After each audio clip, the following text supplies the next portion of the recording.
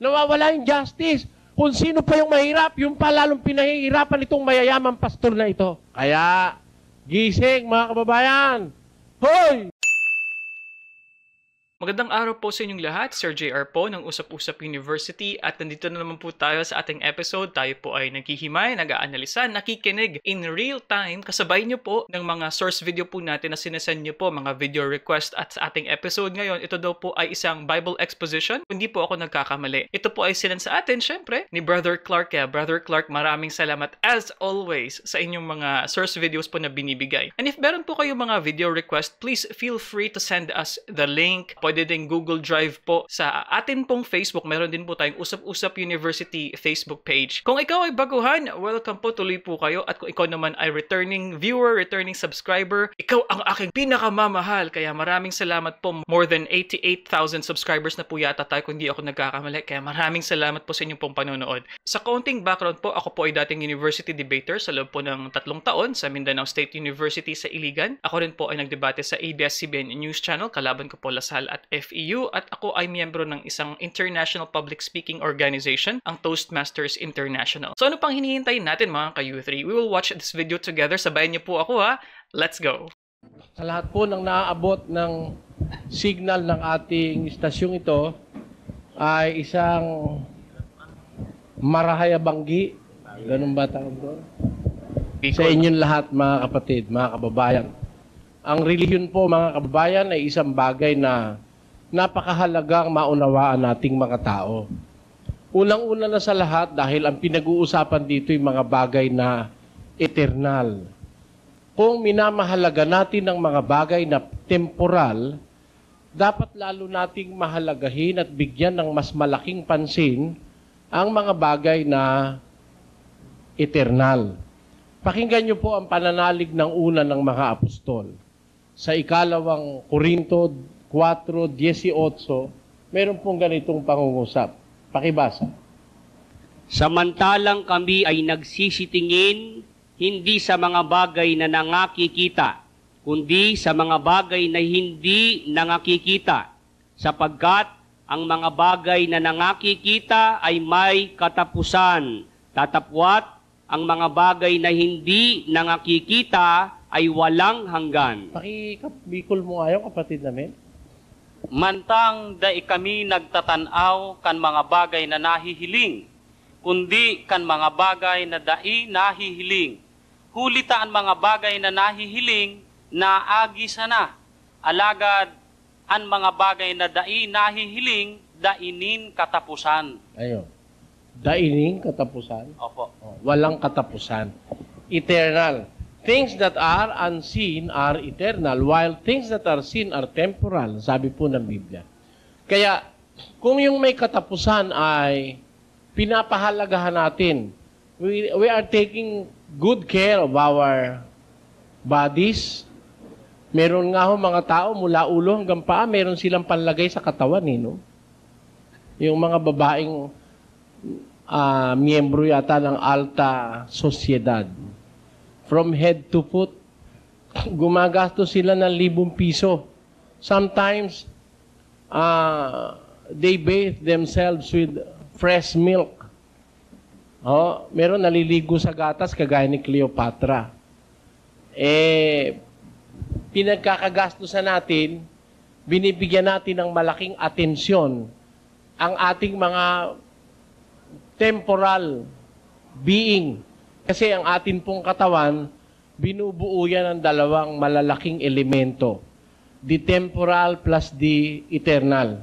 Yung ating espiritu, yun po ang eternal. Ang ating flesh and bones are temporal. Pero pinahahalagahan po natin yung malaking pagpapahalaga, yung ating mga katawan. Yung ating mga bahay, yung ating mga sasakyan, yung mga alahas natin, ikinukuha pa natin yan ng safety deposit boxes sa bangko. Pinagkakagastusan natin ng malaki ang mga bagay na temporal o pangsamantala. Siguro, kung ako po ang inyong tatanungin, mas malaki ang dapat nating ibigay na pagpapahalaga sa mga bagay na eternal. And you cannot deny it that we have in our being things that are eternal.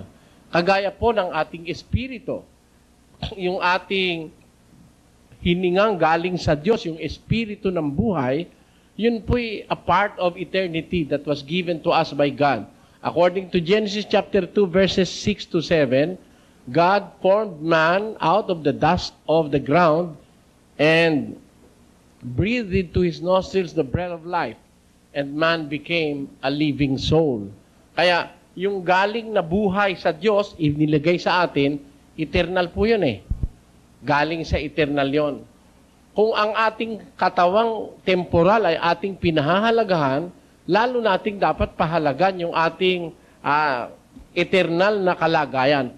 Okay, before that. So mga ka-U3, pasensya na po talaga kung pinopost ko, hinihinto ko po yung mga videos dahil po minsan nakakalimutan ko po kapag hindi ko ipinost. Dahil po sa Usap-Usap University, tayo po ay reaction video, ano po. But anyway, what I find interesting there, take note how Brother Eli mentioned first, spirit of life, okay? At dito na-mention niya sa Genesis naman, the breath of life. So I find it very interesting dahil pwede nating ma-equate na ang espiritu ng buhay ay ibinigay sa atin when the breath of life also was given. So parang ang sinasabi kasi ni Brother Eli, so ang dating sa akin is, hindi lamang ito actual na pagbigay buhay, kundi merong kaakibat, may part doon ng eternity. Ang ganda ng pagkakasabi. And Brother Eli said, a part of eternity was given by God when the spirit of life was given, when the breath of life was given. So pwede ba nating sabihin na we are semi-eternal because we have spirit of life and a part of eternity was given to us?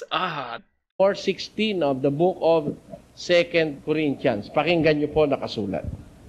Kaya nga, hindi kami nanghihimagod, bagamat ang aming pagkataong labas ay pahina, ngunit ang aming pagkataong loob ay nababago sa araw-araw. Paano yung sa Bicol, kapatid namin? Sabi po dito, kaya dai kami nalulunusan, kundi minsan ang samong pagkatao sa luwas naglalapa, alagad ang samong pagkatao sa laog nagbabago aro-aldaw. Laog.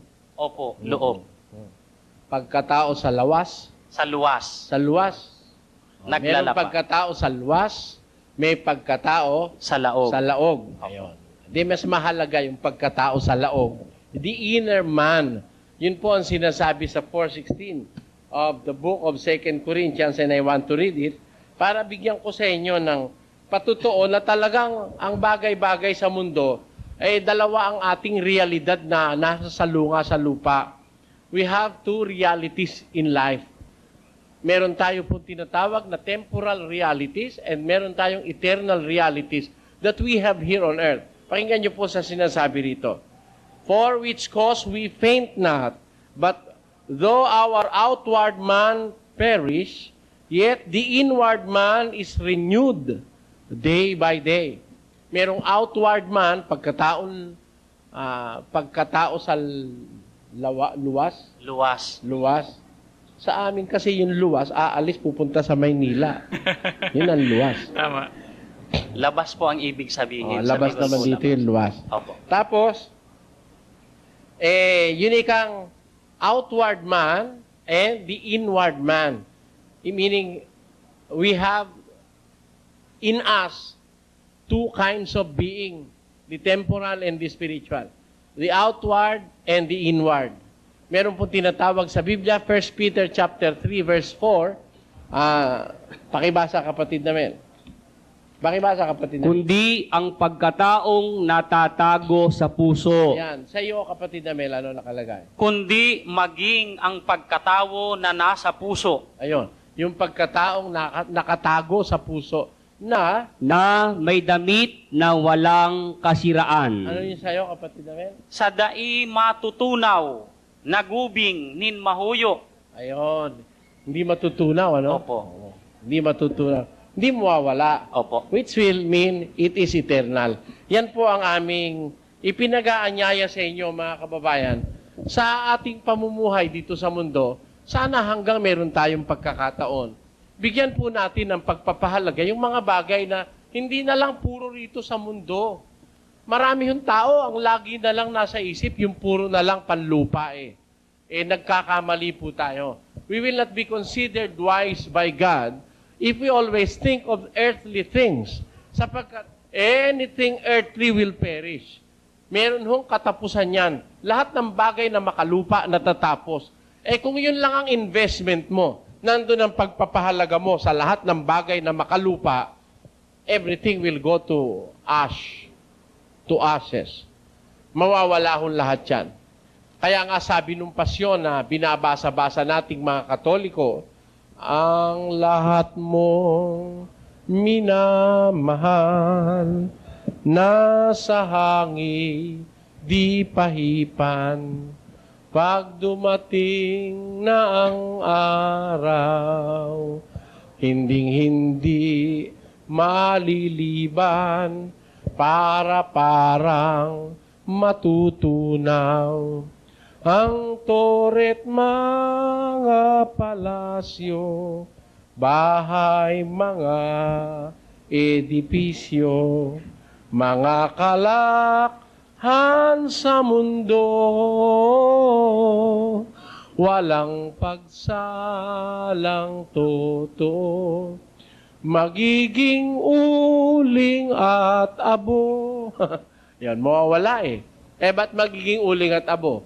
Magmumula nga sa langit, ulat apoy na masakit, sa lupa'y halos tumakip,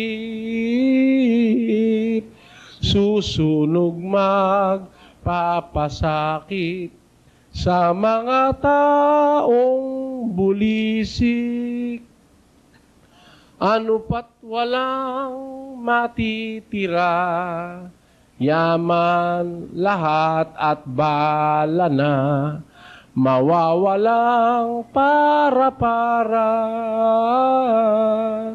lalong sukat ipangamba, kung anong daratning hangga. Ayun, yan ang, alam nyo na, huwag kayo magagalit ha. Ako'y naniniwala, yung nakasulat dito sa pasyon, yan po ang iba rito galing talaga sa Biblia. Kaya nga binabasa ko ito eh. Because some parts of the passion and the death of our Lord Jesus Christ printed in Tagalog, which was made by a priest, a Catholic priest, si Padre Mariano Pilapil, ito po'y galing sa Biblia. Kaya ito binabasa namin, kinukonsider namin na ito'y paraan para maimulat kayo mga kababayan sa isang bagay na pang-espiritual. Kasi kung tayo puro pong panlaman ang ating iniintindi sa buhay, nagkakamali tayo ng ating paggawa. Kasi mapupunta lahat sa wala yan eh. Mauuwi po sa wala lahat yan. Matutunaw lahat yan. Magiging uling at abo, ang sabi ng pasyon. Yun ang pinakamamahal mo. Yun doon mo inukol lahat ng... Meron hong isang padre di pamilyang alam ko eh. Ang iniukol niya ang buong buhay niya sa pagtatayo ng bahay eh. Siya ay empleyado ng gobyerno. Tuwing makakuha siya ng bonus saksak sa bahay. Pagawa ng pagawa. Hanggang yung kahuli-huli ang bonus nakuha niya bago siya nanigas, sa bahay niya pa rin nilagay. Nagtiis siyang walang kinakain, halos. Puro bahay. Pero maganda bahay niya talagang. Hahanga ka pagpasok mo sa kanyang bahay. Pero, iniwan niya lang po. Alam niyo, naging kapalaran niya, yung kanya misis, bata-bata pa. Yung itinayo niyang bahay, ang nakinabang, yung pangalawang asawa ng misis niya. Yun ang masaklap. Hindi man lang siya nag-prepare, nagprepara para sa kanyang buhay espiritual. Kaya yun, dun ko po kayo hinihikayat, mga kababayan. Let us prepare for the hereafter. Kasi itong naririto sa lupa, matatapos ito eh. Whether you like it or not, matatapos ito. Minsan nga, bata ka pa lang, tapos na eh. Di ba?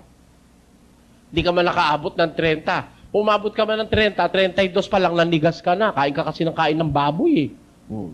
Di ba? Hindi naman masama kumain ng baboy. Kaya lang, yung taba, wag yung kakainin. Alam nyo ba sa Japan, punta kayo sa palengke sa Japan, yung taba ng baboy hindi pinagbibili. Nakatabi lang yun doon kung sino gustong kumuha. Kasi nalalaman ng mga Hapon, masama ay dinudulot ng taba ng baboy.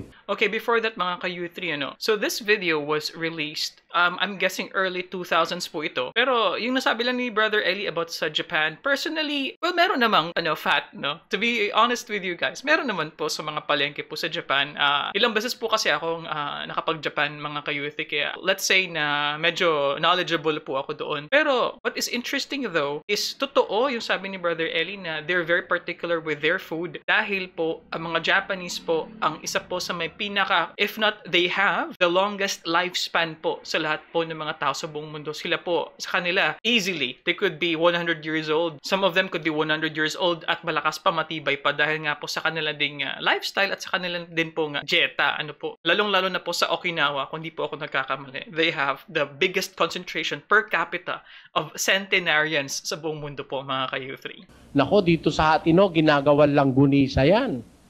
Ginigiling yan. Puro tabayan langgunisa. Kung gusto nyong manigas ng maaga, gusto kumain kayo ng kumain ng langgunisa, tusino, hotdog, ganyan. Yan ho ang madaling pampatigas yan. Maninigas ka talaga. Kawawa naman tayo pagka nanigas ka na nang hindi ka pa nakakapag-prepare. You do not know where are you heading for. Because whether we like it or not, we are facing eternity. Tayo po ay pumaharap sa kawalang hanggan. Kaya lang dalawa ang pupuntahan sa walang hanggan. Ang eternidad po may dalawang bahagi. Yung sinasabi sa Daniel, Kapitulo 12, versikulo 2. Pakinggan nyo po. Pakibasa sa Bicol, kapatid namin, pagkatapos dyan. At marami sa kanila na nangatutulog sa alabok ng lupa ay mga gigising. Ang iba'y sa walang hanggang buhay, at ang iba'y sa kahihiyan at sa walang hanggang pagkapahamak. Pakibikol mo, kapatid namin. Asin dakol kan mga nagtutururog sa kabo-kabo kan daga. Ba't may daga dyan? Lupa po ay sabihin. Kala ko, baka ako mali yung binabasa mo kasi ba't nagkaroon ng daga? Wala namang daga ron. Sige, pakiulit mo, kapatid namin. Okay, before that, mga ka-U3, what is also interesting here is I appreciate na nilolocalize nila Brother Eli in as much as, of course, they use Filipino, they use Tagalog. So, gumagamit po talaga sila ng actual na wika ng lugar o probinsya na kanilang pinupuntahan. And that is what makes it more relatable. While English is good, Filipino is good, pero kapag sinabi na po kasi yung ating native tongue, iba din po kasi talagang epekto at mas madaling maintindihan po ng mga tao. Asin dakol kan mga nagtutururog sa kabo-kabo kan daga. Tutururog? Opo. Ganun ba yun? Natutulog. Sige. Pagpupurukawon.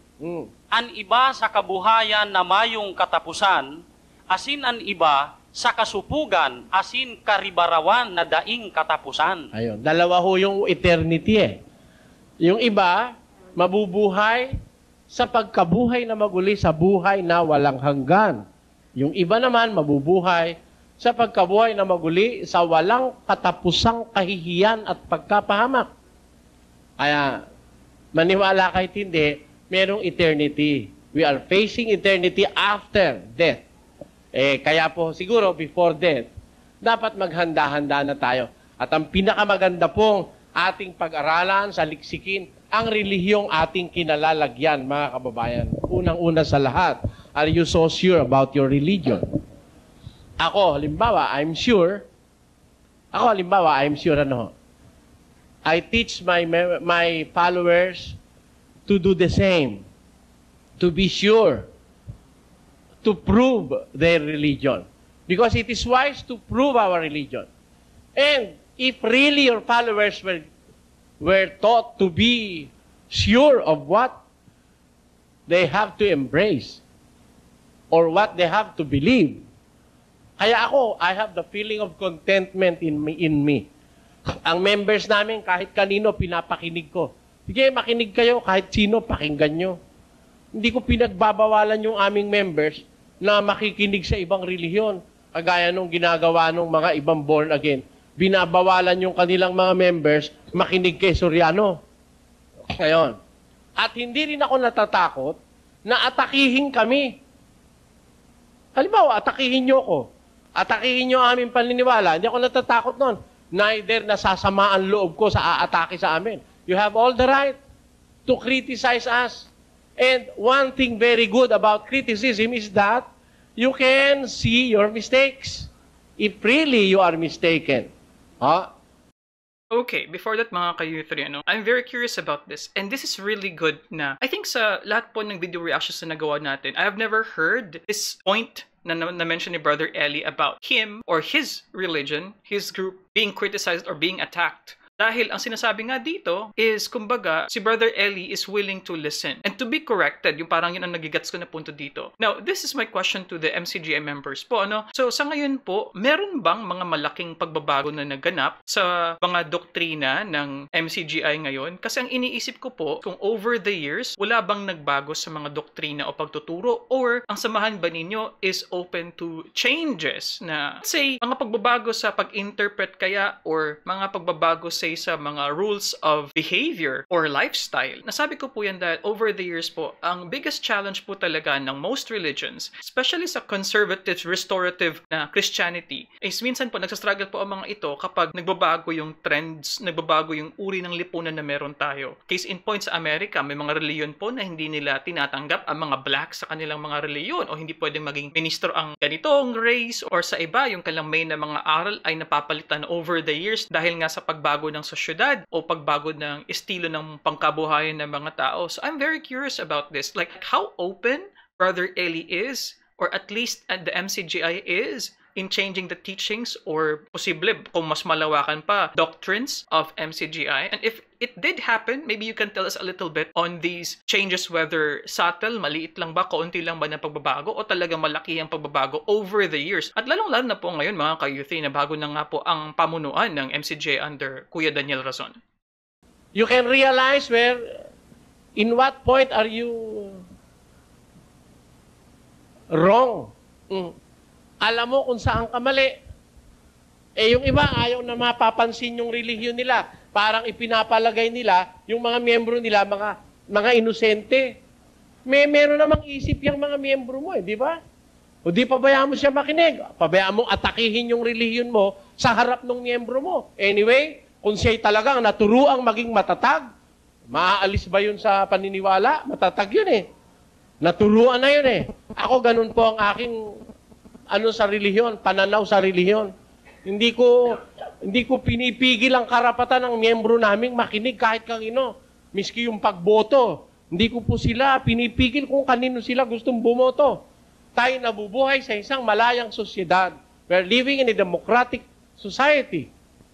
And I believe that one of the fundamental of a democratic way of government is the freedom of the press, belief, religion, freedom of choice.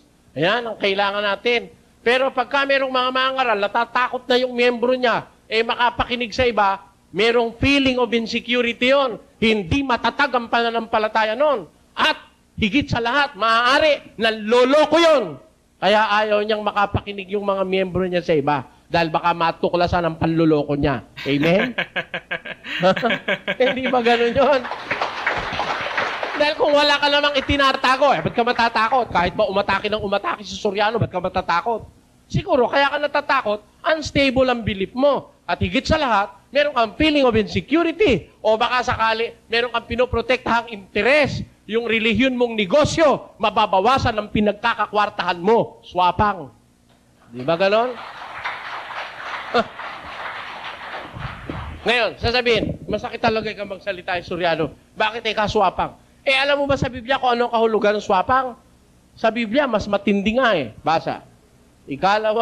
Efeso 4:18. Tingnan ninyo nakasulat sa Biblia. Maraming pastor swapang sa pera swapang sa pakinabang. Kaya takot na mabawasan yung kanyang miyembro. Takot ma-expose yung kanyang maling gawain. Bakit? Basa. Na sila sa di pagkaramdam ng kahihiyan. May kahihiyan ho ba? Wala. Hindi nakakaramdam ng kahihiyan. Their senses about shame was dullen. Ewan ko kung ano nakapagpaali sa kanilang feeling of shame. Hindi sila nakakaramdam ng kahihiyan ay napahikayat sa kalibugan upang kalakalin ang lahat ng karumihan ng buong kasakiman. Mga sakim. Alam niyo, katumbas ng sakim, hidhid. Sa Tagalog, ganid. Swapang. Ayun yun. Ha? Sugapa. Di ba? Sugapa. Timawa. Ayan. Maraming kahulugan yan. Pero ang nasa Biblia, mga sakim. Sa Sakim. kasakiman, anong ginagawa nila? Nangangalakal sila ng buong kasakiman. Buong kasakiman. Pag sinabing buong kasakiman, may walang kakulang-kulang yon. Buo eh. Hindi napakaswapang talaga noon. Basahin mo nga sa Bicol, kapatid namin. Nasinda, huling daina nakakamati, tuminao sa saindaman sana sa karigsukan, sa paggibo kan gabos na karupitan sa kapasluan. Napakatindi po nito sa Bicol. Kapasluan. O grabing kaswapangan po ito eh. Oh, swapang talaga.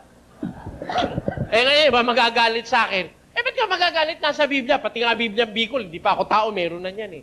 Pag nagalit ka sa akin, ngat-ngatin mo yung Biblia mo. Hindi ba eh, nasa Biblia mo yan sinasabi ko eh. Yung iba nagagalit. Ba't kayo magagalit? Binabasa ko lang, magpasalamat nga kayo sa Diyos. May kababayan kayo, nagmamalasakit, basahan kayo nung hindi binabasa ng ibang mangangaral. Di ba? Yung mga nanloloko na mangangaral.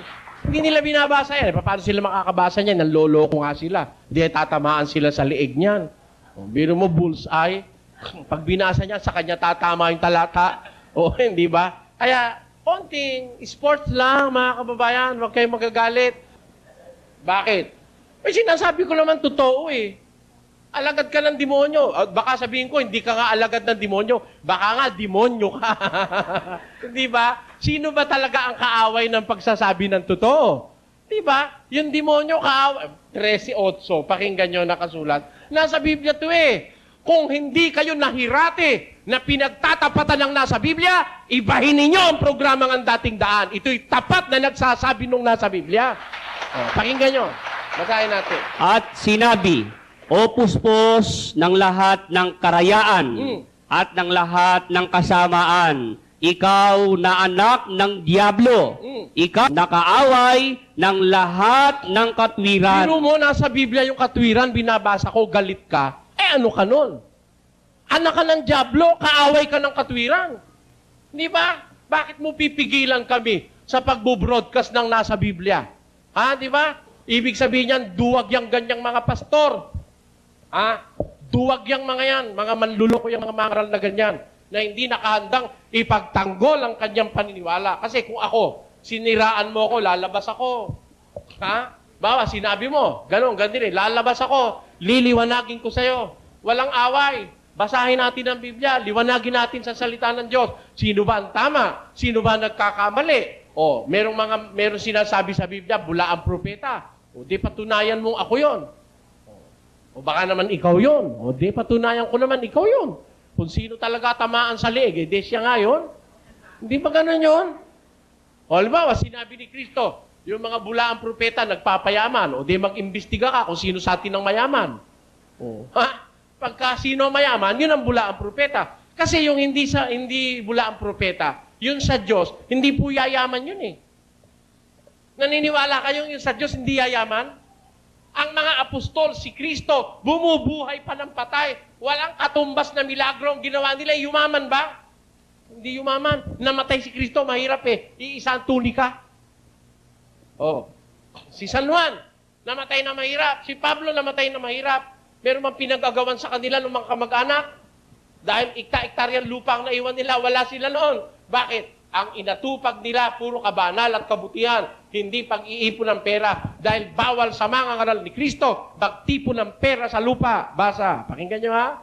Ito, hindi binabasa ba ng mga mangangaral nyo ito sa inyo? Kung hindi binabasa, kasama sa manluloko yun, yung mga mangangaral na yun. Pakinggan nyo ha?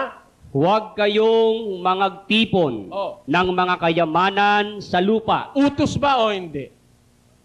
Anong klaseng utos? Prohibitibo. Dalawa ho ang utos. Isang mandatibo, isang prohibitibo. Ang sabi ng utos na prohibitibo na sinasabi ni Kristo, huwag. Pag sinabing huwag, ano kahulugan? Bawal. Huwag kang papatay. Bawal ba pumatay? Huwag kang mangangalo niya. Bawal ho ba mangalo niya? Eto, ano sabi ng huwag na ito? Basa. Huwag kayong mangagtipon ng mga kayamanan sa lupa. Sino kausap dito? Hindi ba mangangaral? Hindi naman yung miyembrong ordinaryo eh. Yung mangaral, huwag kayong magtipo ng mga kayamanan sa lupa na dooy. Na dito'y sumisira ang tanga at ang kalawang. At dito'y nanghuhukay at nagsisipagnakaw ang mga magnanakaw. Yung pinagbabawalan ng mangangaral, magtipo ng mga kayamanan sa lupa. Bakit? Kasi doon sumisira ang tanga at ang kalawang. Isa sa mga interesting na trends ngayon, I would say trend, yung sa mga protestante, ano po yung sinasabi nila na the prosperity gospel. Ayan. Na kung saan maraming mga pastor ngayon ang nagsasabi na parang it is our birthright to be rich. It is our birthright to be prosperous financially. Parang ako, my rough understanding is if you believe what the Bible says, then you will be rich. Parang something ganun, parang doon yung nagpinupunto nila. And on that regard, if we will follow the structure ng tithes, which is 10% of what you're earning, sabi na rin po natin sa ibang video reactions natin patungkol po sa tithes, yung pagbibigay po ng ika-10. Eh di, 10 tao po na magbibigay ng tigsa 10 is already 100. Mabibigay yun sa simbahan. Although, gusto ko rin pong sabihin, however, na in as much as yung structure na ito sa ibang mga protestante na mga simbahan ay indeed dapat nating tingnan dahil nga po nagiging financial structure po yan ng pangkabuhayan ng mga pastor. Ako, I refuse to believe naman po na lahat po ng mga pastor ay masama. Ayoko naman pong magbigay ng isang generalized statement na lahat na kesyo sila ay pastor ay masama na po agad. While it is true indeed na may questionable doktrina, kung titingnan natin according kay Brother Eli, marami din po akong kilalang mga pastor na talaga pong binigay yung kanilang mga sarili sa pagsiservisyo po para po sa iba. Ang iba po niyan ay pumupunta sa mga bundok, sa mga netibo sa Mindanao. May mga pastor po na talagang nagbibigay ng kanilang panahon at effort na makapag-share ng gospel. Sure, perspective po ng MCGI, what they are teaching might be wrong. Pero ang pagtingin ko po doon ay may kabutihan naman po na naibibigay din po sa atin pong mga kababayan, lalong-lalo na po sa mga hindi po nakakarinig. Ang kabutihan po at kaayusan na nadudulot po ng gawa ng isang tao ay pangasangkapan po ng Diyos. Yun po ang pagtingin ko dyan. Pakibasa nga kapatid namin yan. Baka mali sa Bicol eh. Da ikamo magtiripon nin mga kayamanan sa kinaban. Ayun. Daika mo magtiripo ning mga kayamanan sa Kinaban. Sanglibutan po ibig sabihin. Kinakban. Opo, kinaban. Speak very well. Para matuto kung Bicol. Sige. Sain an bukbok, asin an takla, nakakaraot. Takla. Opo, kalawang. Sa amin kasi yung takla. Sugal. Ano yun? Iba yun. Opo. Tagal. Ganun pala. Sain ang bukbok. Asin an Asin takla, ang takla. nakakaraot. Nakakaraot. Opo, sumisira. Sumisira. Nagpapasama. Hindi ba yung maraot masama? Opo. Yun. Tuloy. Asin sain an mga mahabon, nagsasalakat, asin naghahabon. Yun. Yung mga magnanakaw, Opo. hindi po pwedeng nananakaw nila yun eh. Di ang tinutukoy yun nga mga pera, kayamanan, bawal ipunin. Ano ang dahilan bawal ipunin niya ng mangaral? Sapagkat kung saan naroon ang iyong kayamanan, Ay. doon naman doroon ang iyong puso. ano sabi sa Bicol, kapatid namin? Hulita kun sain an sa indong kayamanan, diyan man an sa indong puso. Ayun, kung saan ang saindong kayamanan, diyan man ang saindong puso. Anong sabi niya? Walang makapaglilingkod. Sino may hindi makapaglilingkod sa dalawang Panginoon, Bakit? sapagkat kapopuotan niya ang isa at iibigin ang ikalawa. O kaya'y magtatapat siya sa isa at pawawalang halaga ang ikalawa. Hindi kayo makapaglilingkod sa Diyos at sa mga kayamanan. Bikulin mo nga, kapatid namin. Dai ninsi isayman na makakapaglingkod sa duwang kagurangnan. Hulita siya mauungis sa saro, asin mamumuot sa ikadwa, o madayupot sa saro, asin masikwal sa ikadwa. Dai kamo makakapaglingkod sa Diyos, asin sa kayamanan. Kita nyo. Kaya ayaw ng Diyos payamanin ng mangangaral niya. Hindi ka pwedeng No one can serve two masters. You cannot serve God with mammoth of unrighteousness together at the same time. Hindi po pwede. na maglilingkod ka sa Diyos, naglilingkod ka pa sa kayamanan, na nagbibilang ka ng pera, inaabot ka ng umaga ng pagbibilang, ha? Audit ka ng yung bangko. May mga relihiyon, may mga sariling bangko, may mga sariling financing institutions. Sa dainan ng pera ng ministro, wala nang mapaglagyan. Tiyak na tiyak labag kay Kristo kasi kinuha nila yan sa tao. Alam niyo ang tawag ko dyan? Ill-gotten wealth. Habol sila ng habol sa mga Marcos. Ang dapat habulin niyang mga ministro, unexplained wealth yan. Pero mo na makumpisa siya, naka-rubber shoes, butas ang pantalon. Ngayon may helicopter, mayroong sariling may palasyo. Mga kaifi, sandali po. I was smiling. So, does it mean na si Brother Eli po ay pro-Marcos nung mga panahon po na ito? Interesting. Okay. Nung mag-umpisa, walang pambayad sa bangka, 2 pera.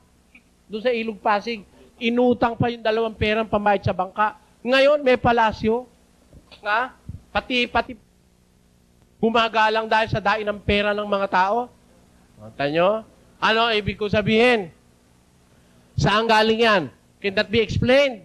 Never. Ang explanation niya, galing yan sa miyembro. Kinurakot. Kaya galit sila sa akin Galit po sila talaga sa akin. Kasi ako naman, sinasabi ko lang yung nasa Biblia, bawal ni Kristo mag-ipon ng kayamanan sa lupa ang mangangaral. Because no one can serve 2 masters at the same time. Hindi ka pwedeng maglingkod sa Diyos at magpapayaman ka pa. Kaya ang mga apostol, nung sila'y maglingkod sa Diyos, 11:7 ng 2 Korinto. Pakinggan niyo po nakasulat. Ako nga bagay nagkasala sa pagpapakababa ko sa aking sarili upang kayo'y mga taas dahil sa ipinangaral ko sa inyo na walang bayad ang ebanghelyo ng Diyos. Pinangaral ko sa inyo nang walang bayad ang ebanghelyo ng Diyos. Paano yan sa Bicol, kapatid? I find it interesting yung konsepto nga na you cannot serve 2 masters at the same time. I like how Brother Eli further explains it na nagiging master mo, nagiging slave ka. Diba? Kasi ganun po yun, no? So, when there is a master, logic would dictate na there is a master-slave relationship. So, if you are a slave, if you are a servant, you cannot have 2 masters. Ano yung sinasabi dito ni Brother Eli? So, yung pagpapayaman, that's the first master. At ang pangalawa naman is serving God. You cannot have these 2 things together. Yun ang sinasabi dito. O nagkasala daw ako sa pagpahababa sa sako mansana, tanganing kamo mapahalangkaw, hulita ipinanghulit ko sa saindo ang ebanghelyo nin Diyos na daing bayad. Walang bayad. Kayo, nagbabayad ba kayo? Halimbawa, may nangangaral sa inyo. Tapos kasunod, supot. Huwag kayo maniniwala ron. Sa palengke, dami. Sa mga bus, mangangaral, may kasunod supot. Walang kilos na hindi binabayaran. Magpabautismo ka, binyag ka, babayad ka. Kayo ba, binayaran kayo? Nagbayad ba kayo nung araw? Pero mo, sa mga bus, pati sa mga, saan pa? Sa mga supermarket, pumapasok sila. Pati sa barko, sumasakay, nanghingi ng pera. Nangangaral daw, tapos hingi ng pera. Yun mga tao na yun, mga kababayan, ang tawag ko ron, mga walang hiya. Sain. Hindi marunong mahiya. Meron ba tayong pruweba sa Biblia? Yung ipinababayaran niya yung aral ng Diyos wala siyang kahihiyan. Pakinggan nyo Alam ko po mga ka-youthy, makaka-relate po kayo. So ako din po, nakaka-relate po ako. So isa sa mga parang notorious sa paghihingi ay ang PMCC 4th Watch. Dahil nga po, ang atin pong past po na episode po ay ang video reaction nga po natin sa kay Apostol Feriol. But anyway, dito rin sa Pampanga din po, meron din po silang maliit na speaker, meron silang parang konting microphone na ganyan. Sa totoo lang po, hindi naman naririnig yun sa likod. Ang hinahina nga ng kanilang speaker, hindi pa klaro yung kanilang sound system. Tapos at the end of their service, parang mga around 5 to siguro mga I would say 10 to 15, 5 to 15 minutes siguro na parang sermon, magbibigay doon siya ng word of God daw. Tapos noon, kumanta ng give thanks. Tapos yun nga, mayroon ng sobre or parang yun nga, humihingi na nga ng para daw sa kanilang mga mission work, mga ganon-ganon. If may mga prayer request din daw po, ipagpapanalangin daw po nila. So yun yung kanilang ginagawa, which ako personally, I kind of feel uneasy. The problem kasi there is, you're asking for money for what you do. Ako, mas hanga po ako kung they are doing that, they are sharing the good news about the Bible without any money involved. Mga kaibigan, mga kapatid, magandang araw po sa inyo. Ako po si Brother JR. At gusto ko lang pong i-share sa inyo ang gospel po, ang magandang balita. Pero sana po ay makinig po kayo sa akin. Pero wala po itong bayad. Pasensya na po kayo kung na-disturbo ko po kayo. Something na ganun. I think I would like that better. Kasi na naman na pagkatapos pala nun, kakantahan ka ng give thanks, tapos hihingan ka ng pera. It's something is off with that. Parang ang nangyayari is they are using it for income generation. Ayan. Sa isang talata ng awit, walang hiya muna. Basahin mo muna yung salitang walang hiya, kapatid na Willie. Sa gayoy, hinahawakan niya siya at hinahagkan siya at may mukhang walang hiya na nagsasabi siya sa kanya. Meron talaga sinasabi sa Biblia, mga walang hiya no? Meron pang isang walang hiya, mga ngaral naman. 4:18, pakiulit. Na sila sa di pagkaramdam ng kahihiyan ay napahikayat sa kalibugan upang kalakalin ang lahat ng karumihan ng buong kasakiman. Tanyo, yung mga mangaral na kumakalakal ng karumihan ng buong kasakiman. Ang ginagawa sa relihiyon, negosyo. Kaya lang marami talagang negosyante, mga babayan. Mahirap pala yung magbo-broadcast ka ng meron kang meron pigil ang bibig mo, no? Oo. Meron kang busal. Ay, nako, mga kababayan. Kung hindi lang magagalit yung iba, talagang, alam nyo, ewan ko kung maka-Diyos kayo, sana makonsyensya yung mga taong yan. Kung talagang kayo maka-Diyos, bakit kayo napapakasangkapan para pigilin ng malayang pagsasabi ng aral ng Diyos? If I am reading it from the Bible, bakit ninyo pipigilan na basahin yung salita ng Diyos sa Biblia? Di ba? Di ba kayo kalaban ng Diyos niyan? Antikristo kayo? Salita ni Kristo yung babasahin ko Hindi ko tuloy mabasa May tatamaan kasi. Di ba? Nasa Biblia kasi yun pwede bang hindi mo basahin kung talagang magsasadyos ka? Kasi kung nasa Biblia ang pag-uusapan, sa Biblia talagang mababasa mo yung ginagawang panluloko ng mga relihiyon, yung mga mangangaral, yung ginagawa nilang pang-aapi. Alam nyo, pang-aapi yan Yung mahirap, pagbabayarin mo pa sa aral na kanyang tatanggapin. Mahirap ka, patas magbabayad ka pa. Di ba? Siya mayaman na, magbabayad ka pa sa kanya. Mayaman na siya, mag-aabuloy ka pa sa kanya. Tingnan niyo yung mga squatter sa tabi ng ilog, yung ang bahay pinagtagpi-tagpi lang na yung lata ng mantika. Pero palagay ko ngayon, mahirap na rin bumili ng lata ng mantika Ang mahal kasi ng mantika ngayon Yung cooking oil yata, kulang na lang 800 ang isang lata baka ang isang lata ng cooking oil ngayon, mga 50 pesos na. Yung mahihirap pinagtatagpi-tagpi lang yung lata ng mantika Yun ang bahay niya, tabi ng ilog. Tapos, yung kanyang ministro, nandun sa palasyo. Pagdating ng linggo, siya nag-aabuloy sa ministro niya. O hindi ba baliktad yun? It is injustice. It is a very, very big injustice in our society na yung mahihirap na mga kababayang tatangayin ng baha pag lumaki ang ilog, nasa squatters area, binubuldoser, pagdating ng linggo, inaabuluyan yung nakapalasyo. May helicopter, may aeroplano. Asa ng equity? Nawawala yung fairness, nawawala yung justice. Kung sino pa yung mahirap, yung palalong pinahihirapan itong mayayamang pastor na ito. Kaya, gising mga kababayan. Hoy! Okay, before that mga ka-U3, isa sa mga videos ko po na pinaka-heavy ang pambabash sa akin.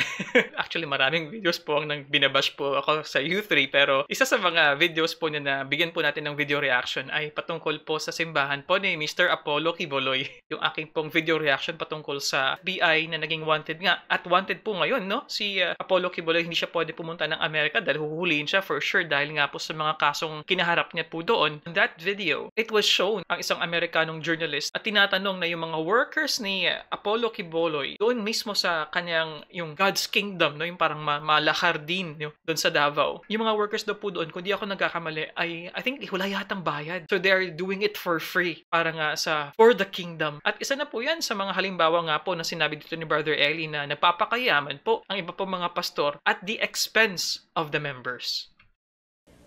Gising! Gumising ka! Pilipinas, gumising ka! Matagal ka ng tulog, ang himbing-himbing, para kang napaamoy ng pampatulog. Gising, mga kababayan! Hindi ganyan ang relihiyong itinuro ni Kristo. Ang itinurong relihiyon ni Kristo, relihiyon ng pagsasakripisyo ng ministro at ng miyembro sa pagtalima kay Kristo. Hindi para yumaman ang ministro sa panluloko sa miyembro. So both, Walang no? ganyan.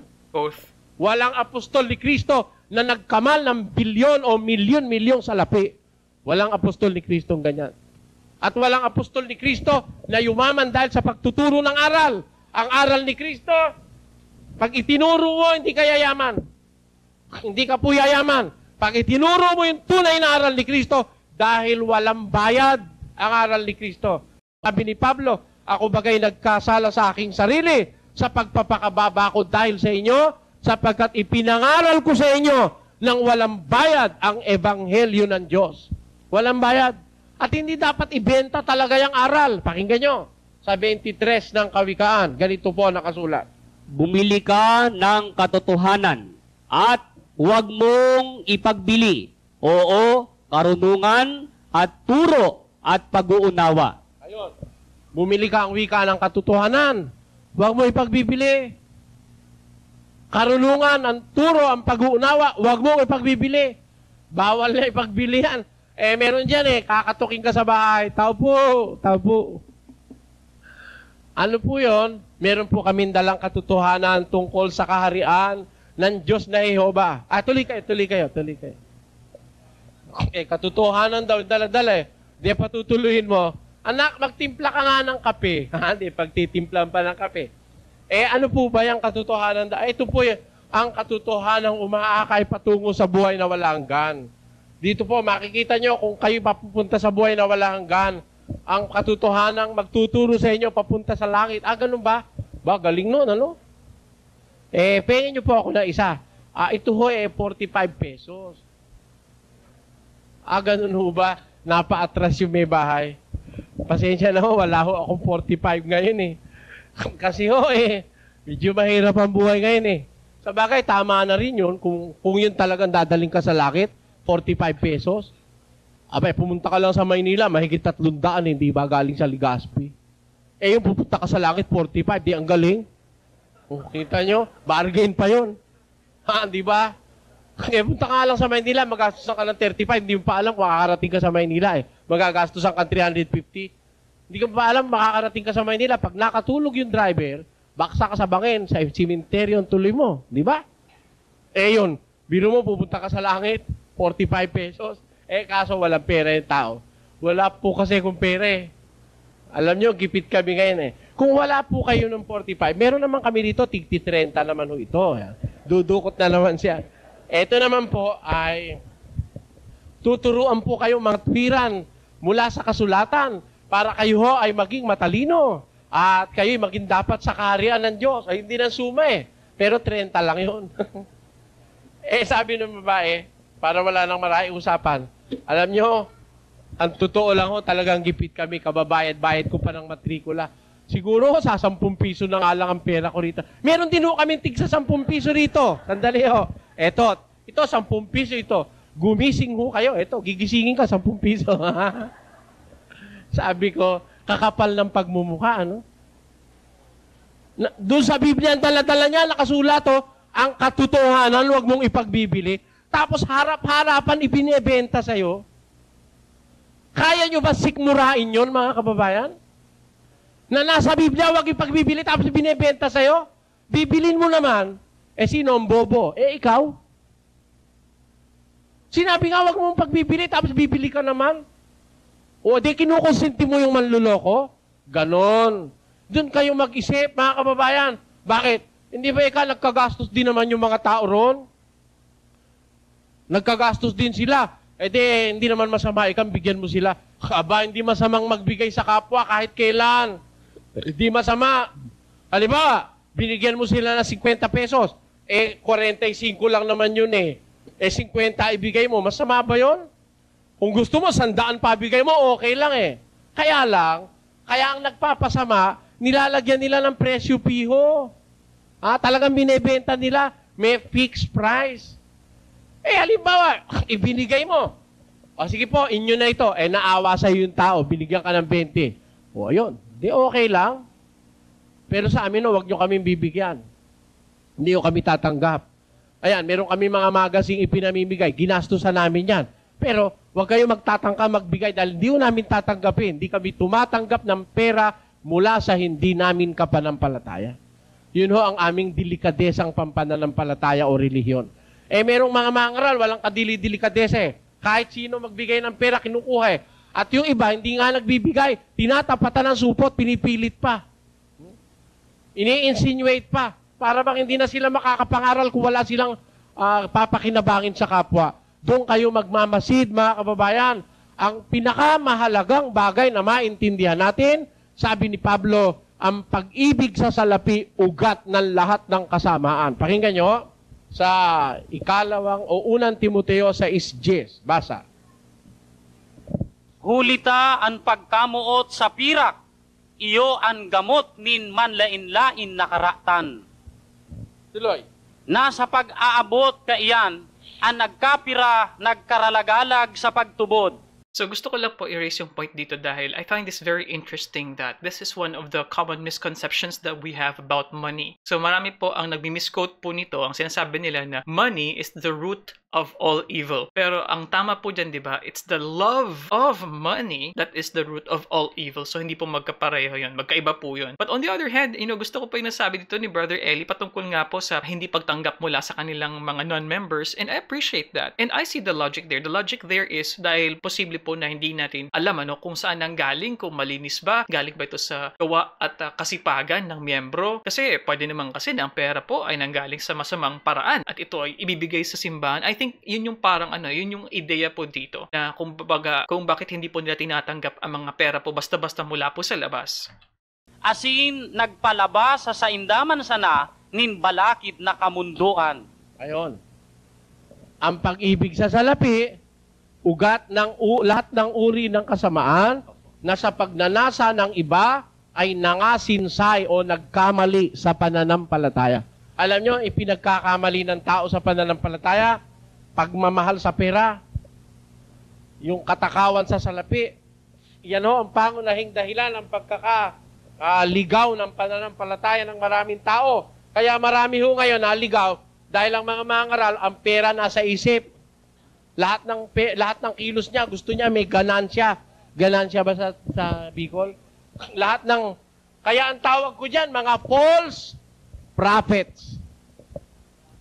Pero, true profiteers. Talagang sa ganansya, hindi mahuhuli ang mga yan. Lahat ng pwedeng ganansyahin sa tao. Biro mo yung isang galon tubig, miracle water. Ang tawag miracle water, 75 pesos per gallon. Mahal pa sa Mahal pa sa distilled water. Di talagang lahat magkakapirahan sa relihiyon, naisip nila, no? O kayo naman, di kayo naman nag-iisip, mga kababayan. Bili kayo ng bili. Alam nyo, ako rin, marami rin ako naiisip, kaya lang di ko iniisip Kasi bawal ni Kristo kung sila marunong mag-isip, ako ba hindi marunong? Pwede rin. Kaya lang, ang naiisip ko, magpalugi, hindi makinabang. Kasi yun ang nababasa ko sa Biblia. Sa 3:8, pakinggan nyo sa Pilipos. Gayunman, ang mga bagay na sa akin ay pakinabang ay inari kong kalugihan alang-alang kay Kristo. Oo nga, at lahat ng mga bagay ay inari kong kalugihan dahil sa dakilang kagalingan ng pagkakilala kay Kristo Jesus na Panginoon ko. Na? Naalang-alang sa Kanya'y tiniis ko ang kalugihan ng lahat ng mga bagay at inari kong sukal lamang upang tamuhin ko si Kristo. Si Pablo, yung mga apostol, nagpalugi ho sila. Pakinabang na nila, nagpapakalugi pa sila para lamang sila maging dapat kay Kristo. Ang lahat ng mga bagay na sa akin ay pakinabang, inari kong kalugihan, ang wika ni Pablo, tamuhin ko lamang si Kristo. Sino ang mangangaral sa ating panahon? Ang nalulugi. O lahat nagtutubo. Ha? Lahat natutubo. Tubo-tubo. Alam niyo yung tawag sa Tagalog, yung tubong lugaw? Yung lugaw, habang dinadagdagan mo ng sabaw, lumalaki tubo mo. Kaya meron lugaw, halos sabaw na lang eh. Diba? Kasi, pag sinabing tubong lugaw, talagang patong-patong na tubo yon. Ngayon, ang mga mangaral, mahigit pa sa tubong lugaw. Mahigit pa. Biro mo naman yung kapirasong laki si papahirang ka lang eh. 95 na. Biro mo, papahirang ka lang. Yung may dala-dala siya miracle oil, papahirang ka lang nun.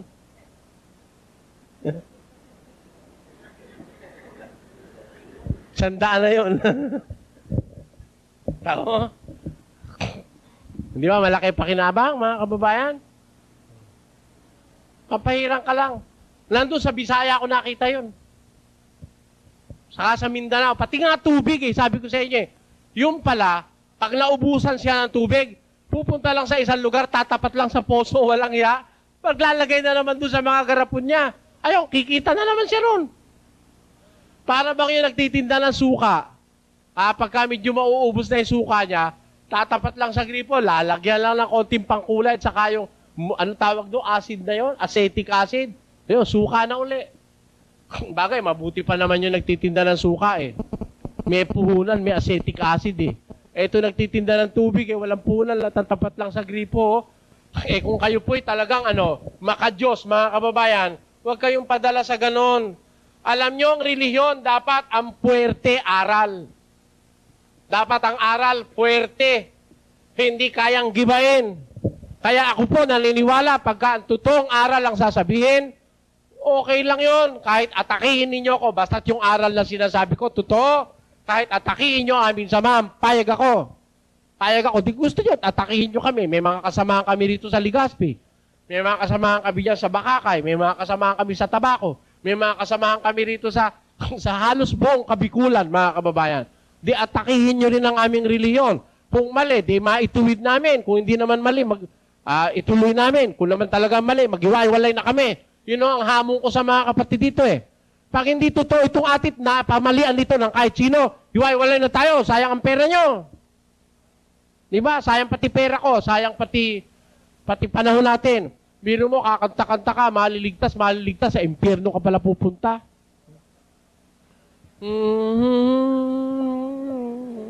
Pil na pil mo, papunta ka sa langit. Yung pala, babaksa ka na sa impyerno. Ay, nako, kawawa ka naman, kapatid. Kaya, kailangan ng aral, puwerte. Ano ba sa Bicol yung puwerte? Fort. Strong. Marahay. Ha? Matatag. Matatag. Yung puwerte, matibay. Ganon din po halos. Oo. Dapat ang aral, puwerte. Kahit sino umatake, hindi kayang gibain. Eh, meron ayaw ma-atake. Ibig sabihin, yung aral mo, hindi puwerte. Ha? Ang aral mo, mabuhay. Malambot. Di matatag. Ha? Ang aral mo, giba. Kumbaga, ang kapilya mo ay konkreto. Ang aral mo, barong-barong. Diba? Meron ganun mga ministro at mga relihiyon. Ang kapilya, konkreto, pagkalalaki. Pero ang aral, tagpi-tagping barong-barong. Isang ihip lang ng hangin, bagsak na. Kaya takot na takot silang atakihin ni Soriano. Tama? Kaya natatakot sila eh. Galit sila eh. Lalabas ka talagang, meron kang insecurity. Dahil alam mo, ang aral mo, panlulokot, pandaraya sa kapwa mo tao. Hindi mo kayang tindigan sa Biblia. At kung kayo namang mga kababayang taga-Bicol ay makadiyos, meron kayo talagang pusong makakristo, huwag kayong pumayag na ang ating kalayaang magsabi ng totoo galing sa Biblia ay pigilan sa bayang ito ng Bicol. Huwag kayong papayag, mga kababayan. Kung kayo makadiyos. Kasi yung pumipigil ng pangangaral ng Biblia, alam nyo ba ang tawag ng Biblia riyan? Sa unang Tesalonica 2. Pakinggan nyo ang sabi ni San Pablo. Naranasan din ng mga apostol yan eh. Pinipigilan silang magsalita ng katotohanan eh. Ano ang sabi ng apostol Pablo tungkol dyan? Basa tayo.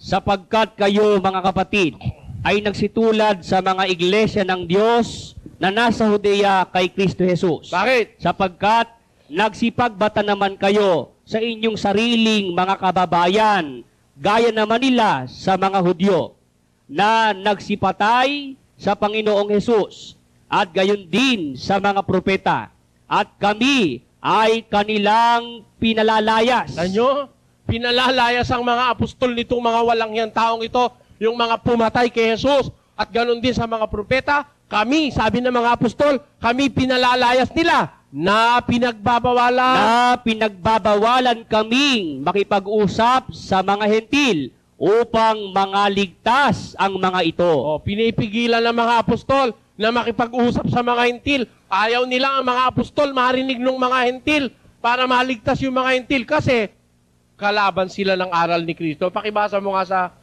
Bicol yung kapatid namin, 14 tapos dun sa 15.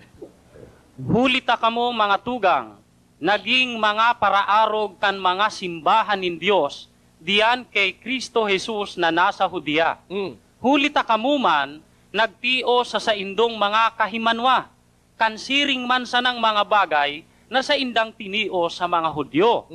Nasinda ang naggadan kay Jesus, nakagurangnan, asin kan mga propeta, asin nag-alaw sa mo, asin da inakapag-ugma sa Diyos, patin katumang nin gabos na tawo, nasinda nagngangalad sa mo na magtaram sa mga hentil, tanganing sinda makaligtas. Ayun, ayaw nila kaming makipag-usap sa mga hentil para maligtas ang mga yaon.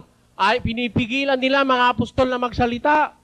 Kaya, kung ito naranasan ng mga apostol nung una, hindi ako nagtataka, mararanasan ko rin ito. Ang katunayan, nung ako po ay nasa Pampanga nung araw, 1972.